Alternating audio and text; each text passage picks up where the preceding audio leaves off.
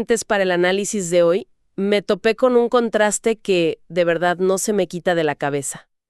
Por un lado, tenemos fotos de un aparato que parece, no sé, hecho con ladrillos de grafito y trozos de madera, casi como un proyecto de taller.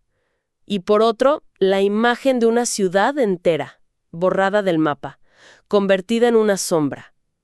La pregunta que me hago es, ¿cómo se conecta una cosa con la otra? ¿Qué pasó en medio para ir de esa pila de ladrillos a esa nube en forma de hongo? Creo que estos documentos, los testimonios, las fotos, nos van a dar las claves. Es que esa es la pregunta central. Y lo que revelan estas fuentes es que el puente entre esos dos puntos no fue solo científico, fue profundamente humano. Es una historia de contradicciones brutales. Tienes a científicos pacifistas creando un arma de exterminio. Tienes al miedo, no la ambición, como el motor de la mayor hazaña tecnológica de la historia. Y al final, al genio humano enfrentado a las consecuencias de su propio poder. Es un relato sobre cómo intentaron salvar al mundo y, en el proceso, crearon una forma de destruirlo por completo. Es una paradoja tremenda. Y lo que parece claro en los documentos es que esa paradoja no nació de la arrogancia, sino de todo lo contrario. Nació del miedo más profundo que se pueda imaginar. Hay que viajar a 1939. El nazismo avanza por Europa y en Berlín, de repente, se anuncia el descubrimiento de la fisión nuclear. Exacto. La capacidad de romper el átomo y liberar una cantidad de energía nunca antes vista. Para la mayoría, era una noticia científica abstracta, pero para un grupo de físicos, muchos de ellos refugiados que habían huido de Europa, fue una señal de alarma ensordecedora. Especialmente para uno, Leo Szilard, un físico húngaro brillante y atormentado. Él vio la conexión de inmediato. Fisión nuclear en la Alemania nazi significaba la posibilidad de una bomba nazi, y esa idea lo consumía. Entiendo su pánico. Para él no era una posibilidad teórica, era el apocalipsis a la vuelta de la esquina. ¿Y qué hace una persona con ese nivel de terror y conocimiento? Actúa, y lo hace de la forma más inteligente posible. Sabe que su nombre no es suficiente para alertar al gobierno de Estados Unidos. Así que, busca al único científico del planeta que todo el mundo escucharía. El 2 de agosto de 1939, convence a Albert Einstein de firmar una carta dirigida al presidente Roosevelt. Esa carta, que tenemos aquí, es uno de los documentos más importantes del siglo XX. Su mensaje es escalofriantemente simple. ¿Qué decía exactamente? Advertía que era posible crear bombas extremadamente poderosas de un nuevo tipo. Pero la clave, el dato que hizo que todos en Washington se sentaran derechos, fue un detalle de inteligencia. Alemania había prohibido la venta de uranio de las minas de Checoslovaquia, que acababan de invadir. Era una luz roja parpadeando. La conclusión de la carta era una súplica. Me llama la atención la palabra súplica.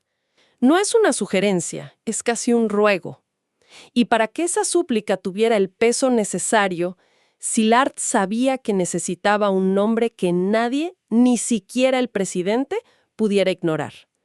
Pero, un momento, Einstein, el pacifista más famoso del mundo, firmando una carta que impulsa la creación de un arma. Ahí la tienes. Ahí está la primera gran contradicción de esta historia.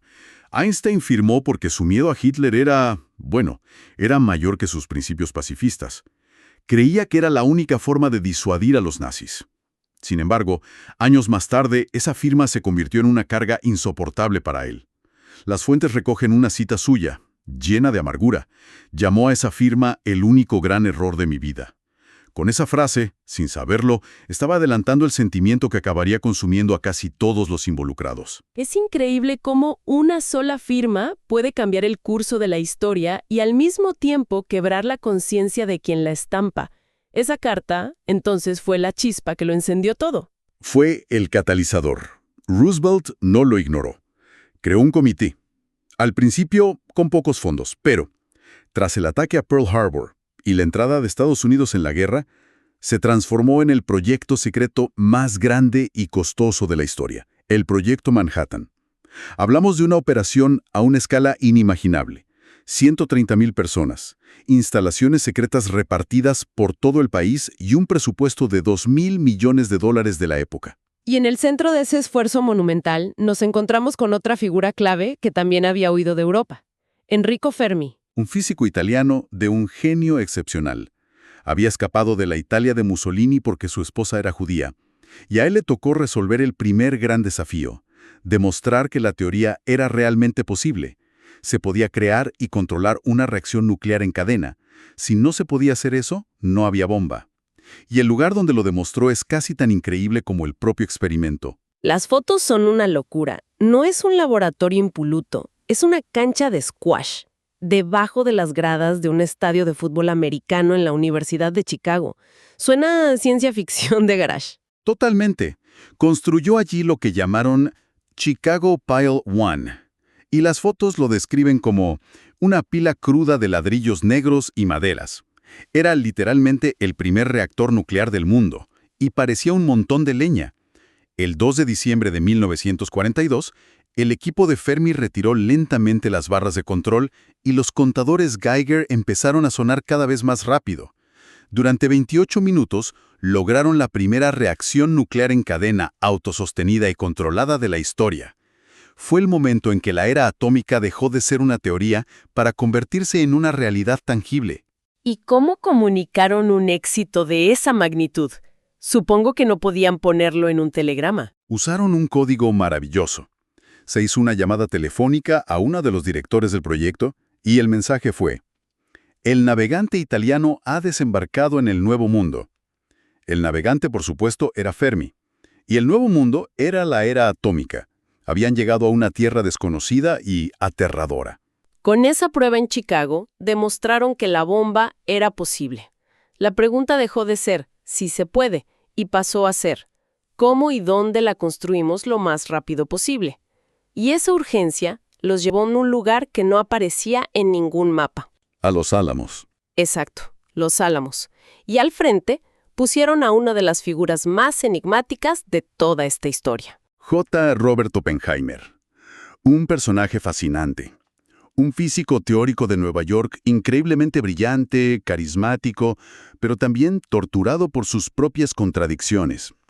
Podía citar a Baudelaire, dirigir un laboratorio de miles de personas y al mismo tiempo leía textos sagrados hindúes en sánscrito original como el Bhagavad Gita. Él entendía, quizás mejor que nadie, la dimensión casi mitológica de lo que estaban haciendo. Estaban robando el fuego de los dioses. Y Los Álamos se convirtió en su reino. Un lugar secreto en medio del desierto de Nuevo México, donde reunió a las mentes más brillantes del planeta con un único objetivo. La presión debió ser asfixiante, ¿no? Era una olla a presión de genios. Trabajaban día y noche, bajo un secreto absoluto. Y todo ese esfuerzo culminó en la madrugada del 16 de julio de 1945, en un rincón desolado del desierto llamado Jornada del Muerto. Era la prueba Trinity, la primera detonación nuclear de la historia. Las fotografías de ese momento son sobrecogedoras. Describen el artefacto, al que apodaron The Gadget, como una esfera de metal cubierta de cables. Y luego, a las 5:29 de la mañana, la detonación. A los 0.025 segundos, lo que se ve no es un hongo, es una cúpula de luz perfecta, un sol en miniatura naciendo en la Tierra. 15 segundos después, la icónica nube en forma de hongo ya se elevaba kilómetros hacia el cielo. Lo que es realmente revelador es lo que sintieron los testigos en ese preciso instante. Las fuentes nos dan dos reacciones que lo definen todo. La de Oppenheimer, observando desde un búnker a kilómetros de distancia, fue poética y terrible. Recordó un verso del Bhagavad Gita y se dijo a sí mismo: «Ahora me he convertido en la muerte, el destructor de mundos». No es una frase de triunfo, es una confesión de horror. Es el peso de la historia cayendo sobre sus hombros en un segundo. Y luego está la reacción de Kenneth Damich, el director de la prueba. Mucho más terrenal, mucho más cruda. Se giró hacia Oppenheimer y según los testimonios le dijo: «Ahora todos somos unos hijos de puta». ¡Qué brutalidad! Es que no hay otra forma de decirlo, ¿verdad? En ese momento, la ciencia se acabó y quedó solo la conciencia. Y la de ellos estaba rota. En ese destello de luz entendieron que no habían creado un arma más grande, habían cambiado a la condición humana para siempre. Y justo ahí, la historia da un giro moral inesperado. El proyecto se había justificado por el miedo a los nazis. Pero 2 meses antes de la prueba Trinity, en mayo de 1945, Alemania se rinde. Alemania se rinde incondicionalmente. Entonces, la razón principal del proyecto, la justificación moral, desaparece. De repente. ¿Y qué pasa? Se detienen. No. La maquinaria era demasiado grande, la inercia demasiado fuerte. Y el objetivo cambió. De Alemania a Japón. Esto provocó una profunda crisis de conciencia en muchos de los científicos, especialmente en el hombre que lo había empezado todo, Leo Szilard. Se dio cuenta de que el arma que había impulsado para detener a Hitler ahora se usaría contra un enemigo que muchos militares ya consideraban al borde del colapso. Debió sentirse atrapado en su propia pesadilla. Completamente. Y de nuevo, intentó actuar. Redactó un documento extraordinario, la petición de Szilard, fechada justo un día después de la exitosa prueba Trinity. Su argumento era muy directo, casi desesperado. Decía, a ver, un momento. El motivo por el que hicimos esto era Hitler, y Hitler ya no está. Usar esta monstruosidad contra Japón sin siquiera darles una última oportunidad de rendirse es sencillamente una barbaridad moral. Logró que 70 científicos de primer nivel del proyecto la firmaran. 70 científicos. Eso es una disidencia interna muy seria. ¿Llegó esa petición al presidente Truman? Nunca. Las fuentes revelan que fue interceptada por el general Leslie Groves, el director militar del proyecto. Groves la retuvo, la clasificó como secreta y se aseguró de que nunca llegara al escritorio del presidente. Consideraba que los científicos no debían opinar sobre asuntos militares. La voz de la conciencia fue silenciada. Y la decisión siguió adelante. Y así llegamos al 6 de agosto de 1945. El bombardero B-29 Enola Gay despega con una bomba de uranio llamada Little Boy. Su destino, Hiroshima. A las 8:15 de la mañana, la bomba detonó. Las imágenes de antes y después que hay en los archivos son difíciles de procesar. Una foto aérea muestra una ciudad portuaria, vibrante, densa, llena de vida. La siguiente, tomada desde el mismo punto, muestra un desierto calcinado, una planicie de escombros y polvo. El 90% de la ciudad fue aniquilado. ¿Y las cifras humanas? Porque a veces la escala de la destrucción material oculta la tragedia personal. Los datos de los informes son escalofriantes. Se calcula que entre 70.000 y 80.000 personas murieron en el acto. Para finales del año, la cifra superaba las 140.000, por las quemaduras, las heridas y sobre todo por los efectos de la radiación, algo que el mundo apenas empezaba a comprender. El 70% de los edificios destruidos. Solo quedó en pie el esqueleto de un edificio cerca del hipocentro que hoy se conoce como el Domo de la Bomba Atómica. Un testimonio fantasmal. Es la aniquilación instantánea de una sociedad. Ante esa realidad, ¿cómo reaccionaron en Los Álamos? ¿Cómo reaccionaron los creadores al ver el resultado final de su obra? La reacción inicial, según varios testimonios, fue de celebración. El físico Richard Feynman, por ejemplo, recordaba haber estado tocando los bongos en medio de una fiesta improvisada. La guerra había terminado. Creían haber salvado cientos de miles de vidas estadounidenses que se habrían perdido en una invasión a Japón. Era una sensación de éxito técnico y de alivio. Es difícil de entender esa celebración. Porque fue increíblemente fugaz. Esa euforia se evaporó casi de inmediato y fue reemplazada por una ola de culpa, de depresión, de remordimiento, que marcó a esa generación de científicos para siempre. Oppenheimer cayó en una profunda depresión. En una reunión con el presidente Truman, le dijo la famosa frase: «Señor presidente, siento que tengo las manos manchadas de sangre». Truman, que nunca tuvo dudas morales sobre el uso de la bomba, lo despreció. Lo llamó en privado un científico llorón. ¡Qué choque de realidades! El creador atormentado y el político pragmático. Exacto. Szilard, como era de esperar, abandonó la física nuclear y dedicó el resto de su vida a luchar por el control de armas y el desarme. Y Feynman, el de los bongos, confesó años después que sufrió una crisis existencial. Dijo que después de Hiroshima, cuando veía gente construyendo un puente, solo podía pensar: están locos, no entienden que esto que construyen puede ser destruido en un segundo. Y aquí está la verdadera tragedia que revelan las fuentes.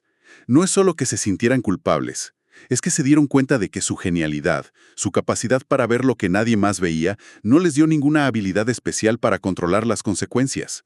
Crearon un poder divino y se quedaron con una conciencia terriblemente humana. Ese es el verdadero peso que cargaron. Visto en perspectiva, el viaje desde esa carta firmada por miedo hasta la sangre en las manos de Oppenheimer es una tragedia griega a escala global. Una iniciativa nacida para detener a la tiranía que termina desatando un poder incontrolable. Y si conectamos esto con el panorama general, el legado ha sido completamente dual. Por un lado, inauguró el terror de la Guerra Fría y la amenaza de la destrucción mutua asegurada.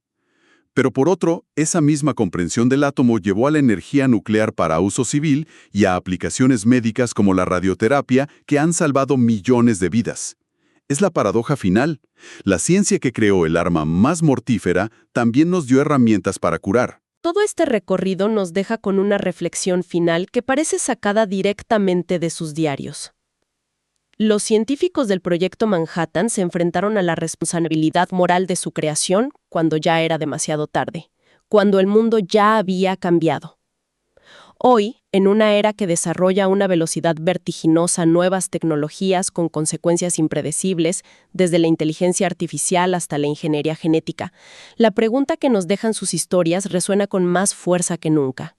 ¿Cuál es la responsabilidad de quienes crean estas nuevas herramientas y de la sociedad que las adopta, antes de que sus consecuencias sean irreversibles?